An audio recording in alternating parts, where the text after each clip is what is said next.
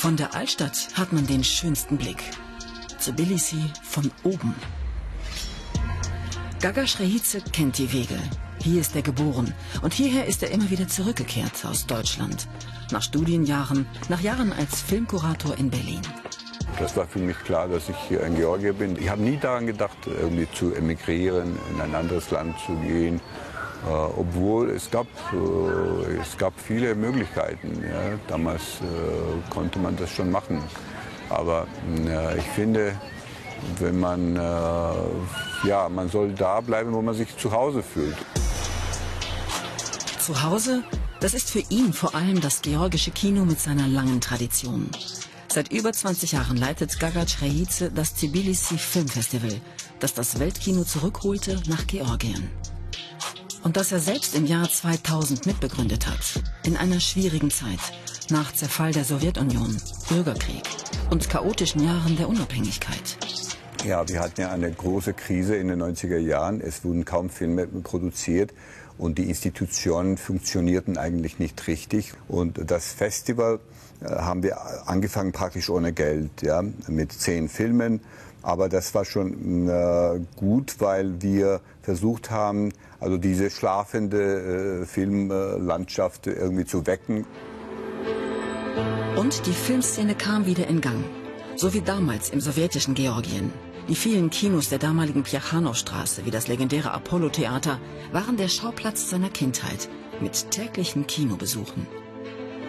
Seit mehr als 20 Jahren kämpft er dafür, die Originale der großen georgischen Filme für die Archive zu sichern. Seine Leidenschaft für den Film hat ihre Wurzeln in der Familie.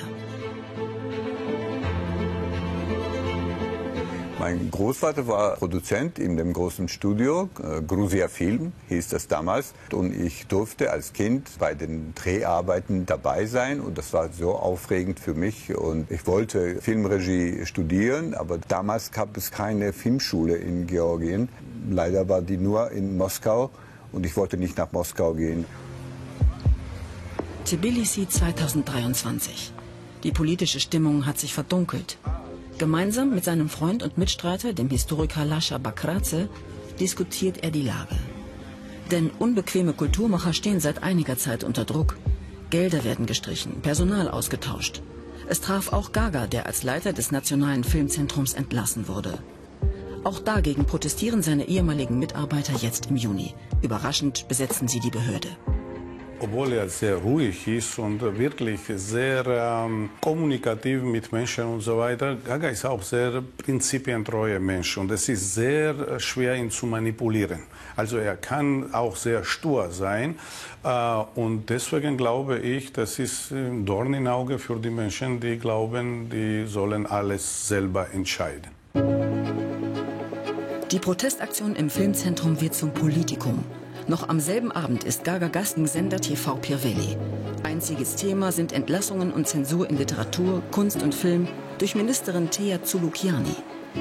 Ungewollt wird Gaga Shreyidze zum Gegenspieler der Politikerin, die ihn gefeuert hat. Dass er gerade jetzt die Goethe-Medaille bekommt, den wichtigsten Preis der auswärtigen Kulturpolitik Deutschlands, ein Affront, der vielleicht sogar schaden könnte? Nein, ich glaube im Gegenteil, die Medaille wird auf jeden Fall helfen, weil es aus anderen Beispielen klar ist, dass wenn jemand international ein festes Standing hat und gut vernetzt ist, dass man dann hier schon diese Personen auch ein bisschen vorsichtig anfasst.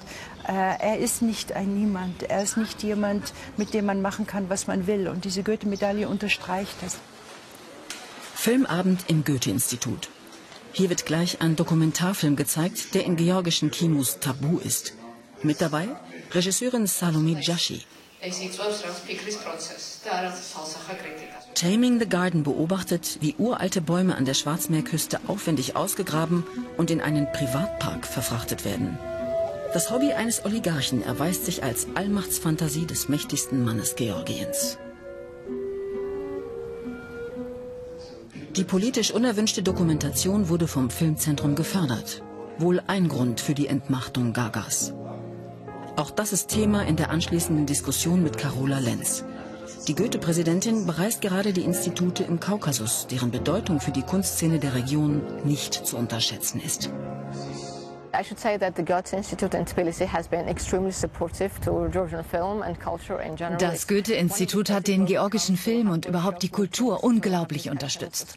Es ist ein fantastischer Ort für Workshops, Debatten und Filmvorführungen, wo wir immer Rückendeckung gespürt haben. Und die Medaille für Gaga ist eine enorme Ermutigung für die georgische Filmindustrie und für das ganze Land. Das gibt uns das Gefühl, dass wir hier nicht alleine sind. Jemand wacht über uns und unterstützt uns. Bei einem internationalen Pitch um Fördergelder bestätigt sich für Gaga, die junge Filmszene in Georgien ist bestens vernetzt und hungrig nach neuen Projekten. Er glaubt, gerade die jungen Georgier sind bereit, auf die Straße zu gehen, wenn es um Kultur geht. Und um ihre Freiheit. Wir kämpfen dafür, dass alle kulturellen Institutionen demokratisch bleiben und nicht vom Staat bedroht werden, indem der Staat sich einmischt mit der Zensur und mit Repression. Im November wird Gaga Chraidze in Tbilisi wieder sein Filmfestival eröffnen, die 24. Ausgabe. Und danach wird es weitergehen. Irgendwie.